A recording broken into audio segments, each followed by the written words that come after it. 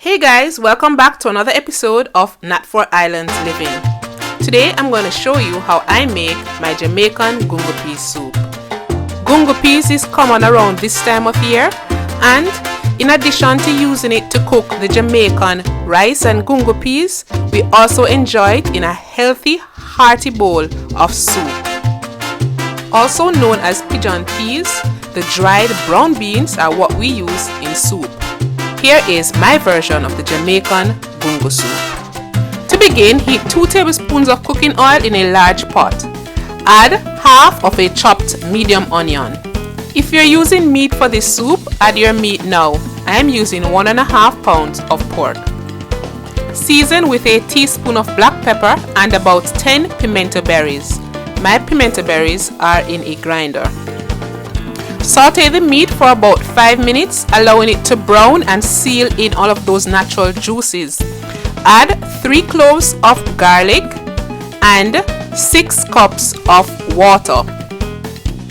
And now it's time to add the main ingredient of this soup, the gungo or pigeon peas. And these peas have been soaking in water overnight. I threw off the original water, rinsed the peas, and then added the peas to the pot. Cover the pot and allow the meat and peas to boil for at least 45 minutes. In the meantime, prepare the vegetables and food that will go into the pot. I'm using 2 stalks of celery, 2 medium carrots, 2 stalks of scallion or spring onion, 3 small potatoes, a pound of dasheen. If you have yellow yam, that will work as well. I'm also going to spice the pot with 2 teaspoons of thyme, 1 pack of soup mix, and this is authentic soup mix from Jamaica, but you can use whichever one you have. I'm also going to use a cube of bouillon, a 13-ounce can of coconut milk, and to make my dumpling, flour dumpling and spinners, I'm going to use 2 cups of all-purpose flour or counter flour, a teaspoon of salt, and I'm going to mix this together to make sure that the salt is evenly distributed. And then I'm going to add some water, about 2 to 3 tablespoons at a time, as I bring the salt and flour mixture together to make my dough.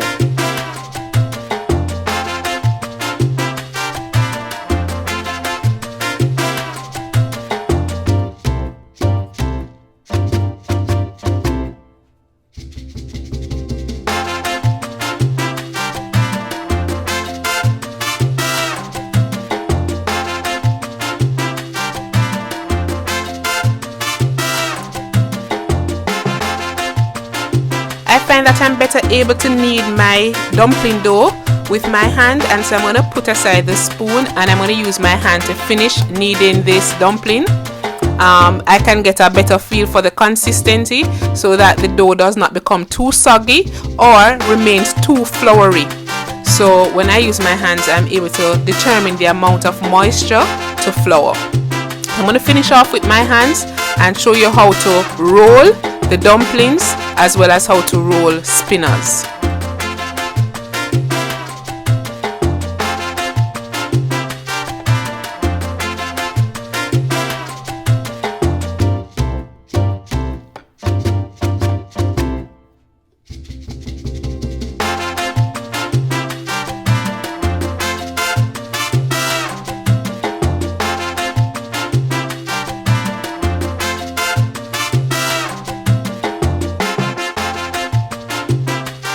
To form your dumplings the traditional Jamaican way, roll a piece of the dough into a ball and then press the dough between the palm of your hands, forming a flat disc in the shape of a circle. Spinners are made from the exact same dough that you make the traditional dumplings. The only difference with spinners is that they are considerably smaller and the shape is different. So for spinners, you take a small piece of dough, roll it between the palm of your hands to form mini string dumplings. These ingredients are ready to go into the pot, and the pot has been boiling for 45 minutes. So by this, my meat and gungo peas are cooked. I will check it by pressing one of my beans to make sure that it is properly cooked. And now I'm going to start adding the other ingredients to the pot. I will start by adding the bouillon, the thyme, the potatoes, and the coconut milk. After adding these, I will cover the pot again and allow the pot to boil for an additional 15 minutes.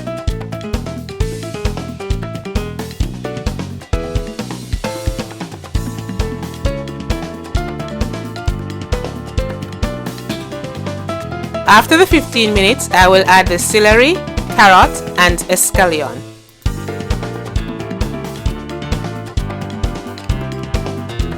At this stage, I'm also going to add my pack of soup mix, which I have prepared according to the instructions. So I've mixed it in some cold water, about a cup of cold water, and I'm now going to add it to my soup. I'm also going to add a cup of vegetable broth to my soup to help to give me that spicy soup flavor that I'm looking for. I'm going to also give my soup a good stir to ensure that none of the peas or any of the other foods are sticking to the bottom of the pot. Then I'm going to cover my pot and allow it to boil for another 15 minutes. I am now going to add my dasheen, dumplings and spinners. Guys, if you were using yellow yam, you would have put those in earlier, perhaps around the same time that I put in the potatoes. And that is because yellow yam takes a much longer time to cook than dasheen and dumpling. So I'm now just going to add my dasheen because dasheen cooks really quickly and will mash out in the soup, and I do not want all of my dasheen to mash out. So I'm going to add my dasheen, my dumplings and my spinners, and I'm going to allow the pot to cook for an additional 20 minutes.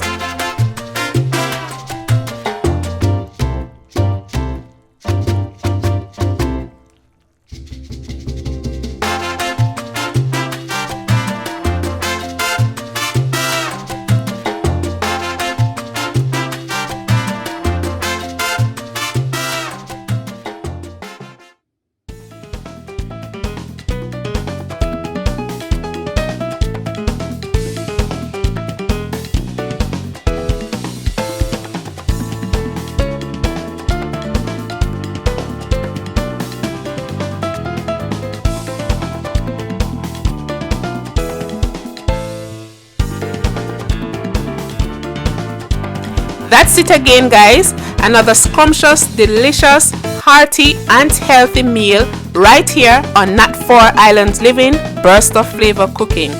If you enjoyed this video, please remember to give me a thumbs up and to subscribe to my channel.